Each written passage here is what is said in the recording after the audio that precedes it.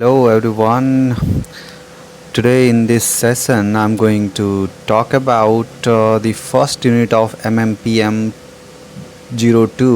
that is sales management. Here this first unit belongs to block 1. So this block, it is about introduction to sales management. Okay. So first unit's name given: sales management, role, nature and ethics. So first start with this definition of sales management. As you can see on your screen, I think my screen is visible. So there here I'm talking. So here it is given sales management. Sales management is defined as the planning, direction and control of the personal selling activities of a business unit, including recruiting, selecting, training, equipping, motivating, or etc. Okay. So here it is, sales management is particularly about planning, directing and controlling of personal selling activities in the business unit. It means all kind of planning, direction and control of the personal selling activities in a business can be said as sales management. But this can also be extended to recruiting, selecting, training, equipping and motivating. Okay, because in case of sales management we need to manage sales people also. So that's why we need to recruit sales people, we need to select sales people, we have to train, we have to equip them with necessary skills, we need to motivate them. So that's they are given. Then you have second one. One more thing there it is. There one more thing that is given: main objective. Main objective of sales management is to achieve targeted sales volume. It means whatever sales volume has been targeted by the organization, that sales volume has to be achieved by sales management process. So next topic they are given: nature and scope of sales management. Earlier limited to recruiting, selecting, training, motivating and supervising sales personnel. Okay, nature and scope of sales management given means earlier sales management, it was all about recruiting, selecting, training, motivating and supervising sales personnel. But now some new thing also have been changed. New things have been included, just like now also include strategic planning, forecasting, taking part in budget preparation, developing sales force, etc. Role of sales function in marketing.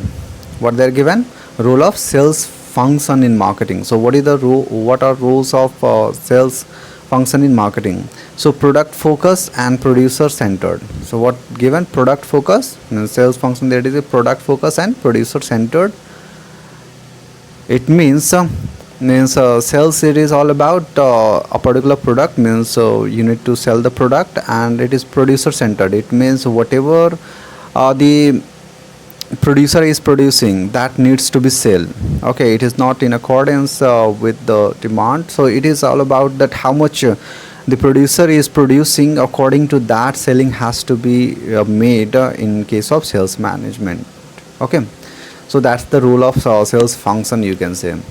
So action part of marketing and has short term goal. So what is this? Sales function is the action part of the marketing. So inside marketing many functions are there, just like sales, advertising, promotion, means many things. Promotion means product design and pricing, location. So these all things come under marketing. But here given sales is the action part of marketing and has a short term goal.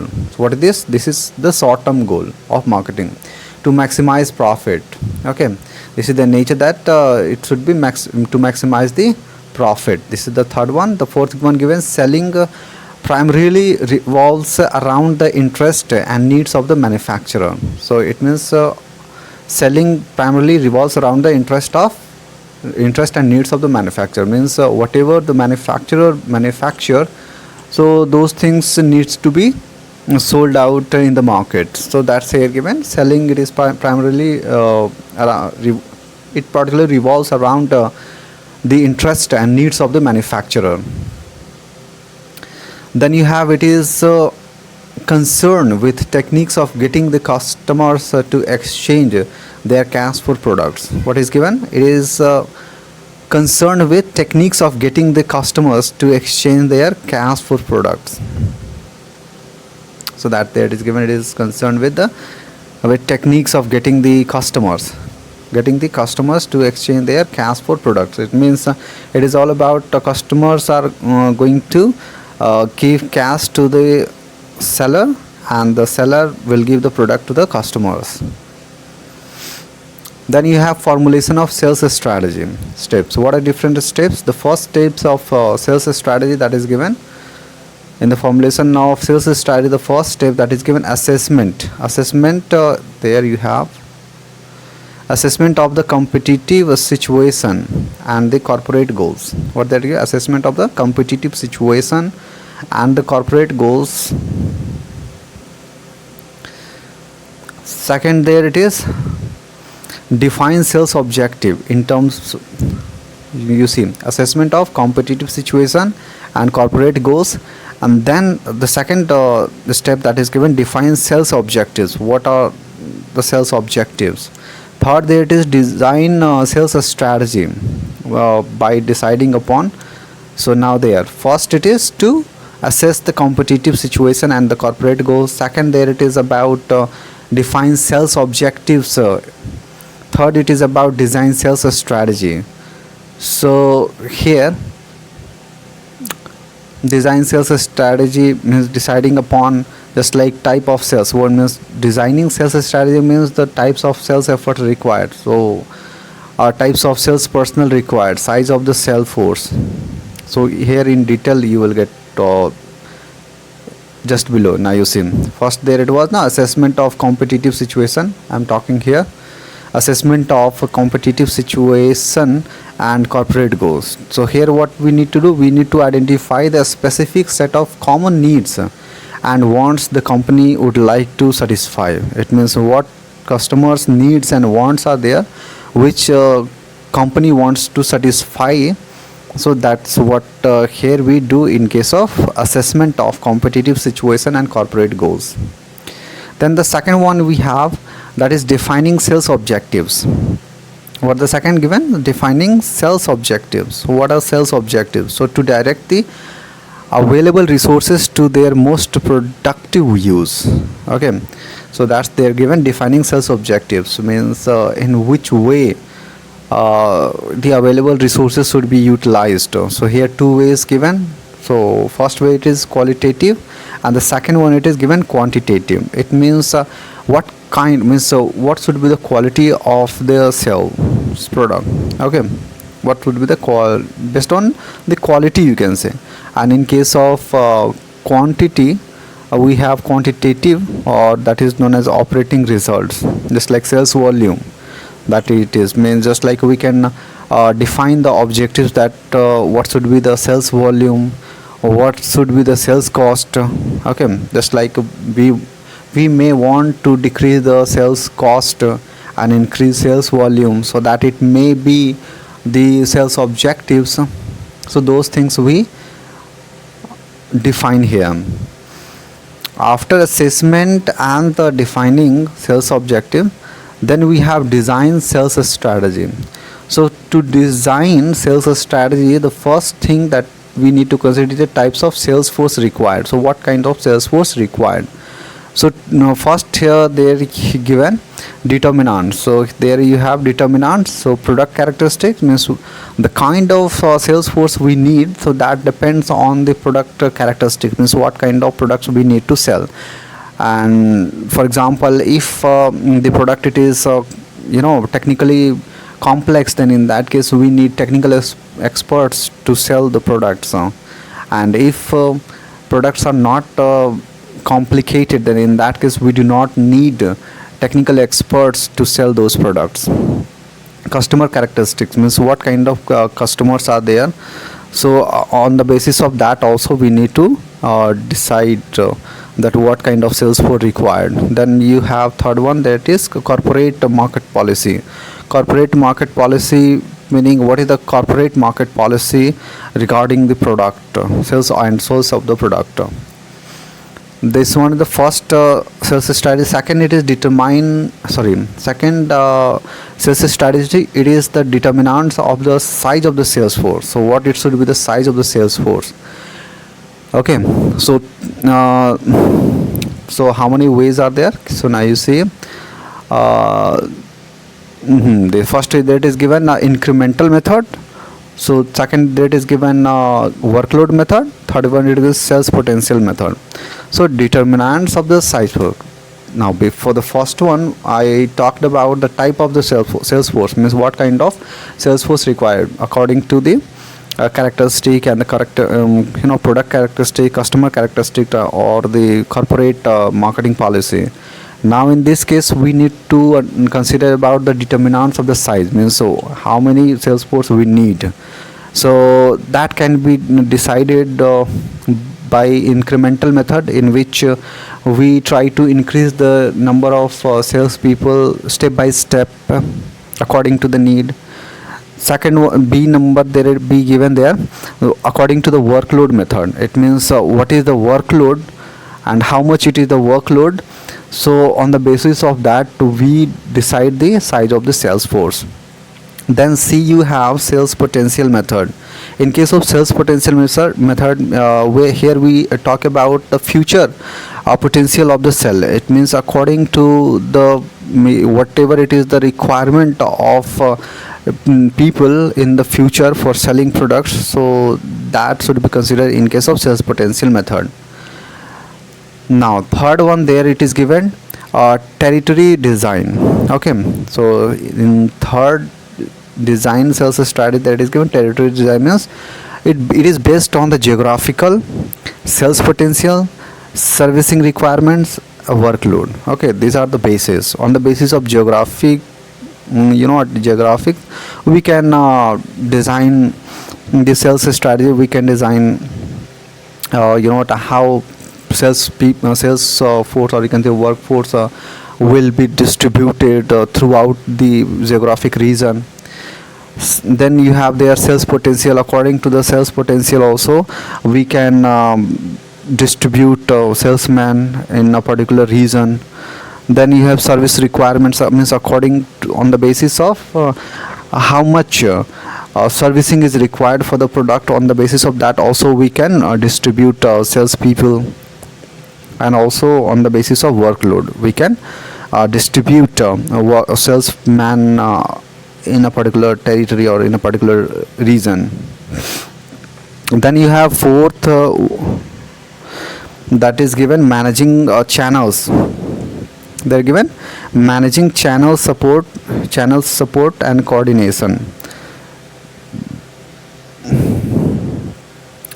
Channels of distribution, only point of contact the final buyer has with the manufacturer. So now you see managing channel support and coordination means how the product is going to be distributed, or you can say that how the product is going to be sold out in the market, so that use appropriate dealer incentive program. So for that what we need, so we need to use dealer incentive programs.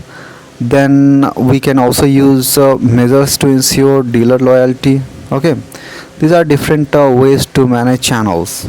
So in the selling process we use different channels, just like from manufacturer to dealer, then after from dealer to customer the product may goes, or it may be through some kind of agents or some other intermediaries are available in the selling process. So those intermediaries should be managed. So that's all about here formulation of sales strategy. Okay, so sales strategy, the first that is given, assess the competitive situation and corporate goals. Second, it is define sales objectives. What are sales objectives? third, there you have design sales strategies, and for sales strategy many different you know what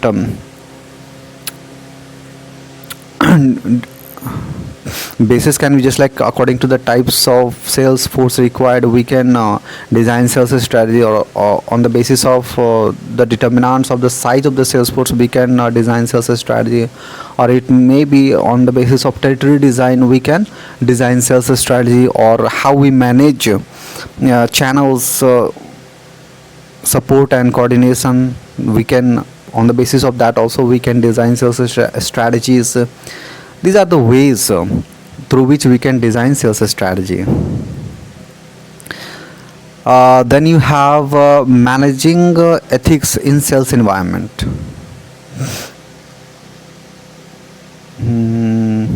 Okay, what they're given, managing ethics in sales environment.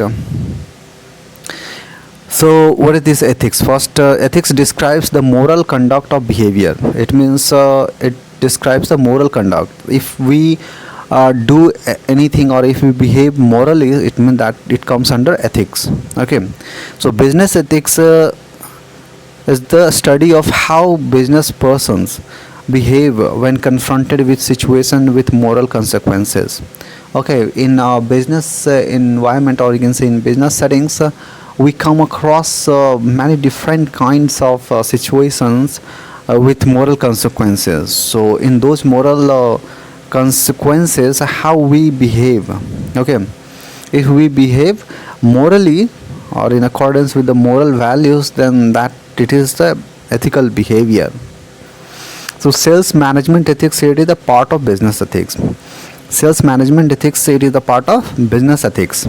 So professional sales codes of ethics. So there you have professional sales codes of ethics. There express the values of a firm by specifying a specific behavior that are consistent or inconsistent with those values. It means salespeople or the salesman should behave in accordance with the values of the organization. Okay, because salespeople interact with customers, so that's why they should present the values of the organization, to whom, or you can say to which organization those salespeople are representing. Evolution of sales management. So there one topic it was left, so that's why in the end this 1.3 I did in the last. So evolution of sales management. Initially, separate functional departments were established to take care of various business problems. Now you see, initially separate functional departments were established to take care of various business problems, but later followed by specialized sales departments to solve the problems of market expansion. Now initially separate functional departments. Separate functional departments means just like marketing, human resource, finance, operations. So these separate functional departments were created to solve the business problems, but later followed by specialized. So now here sales department, it is the specialized department to solve the problems of the market expansion, because in case of marketing, that is a functional department, there it comes to many more things. So that's why whenever there it is the requirement of market expansion, then there is also a specialized departments of sales. So that's why here given, but later followed by specialized. Later when it became too heavy, or you can say when the marketing department it was not able to handle the load of market expansion, then sales department it was established. As marketing activities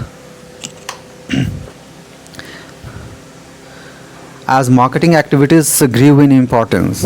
So here you see, here I'm talking here, as marketing activities grew in importance and complexity, the marketing functions were splitted, leading to separate sales departments. So that's here given. When the marketing function became became very much important, and the complexity of the marketing also increased, then that led to the creation of separate sales department. So that is how the sales department and the sales management process it evolved. I think that is the end of the first unit. In the next session I will talk about the second unit. So I think that is enough for this session. If you have any kind of question or query, then please let me know. I will be there to support you, and you also support by subscribing and liking, because if you like and subscribe, then I can reach to more number of people. Thank you.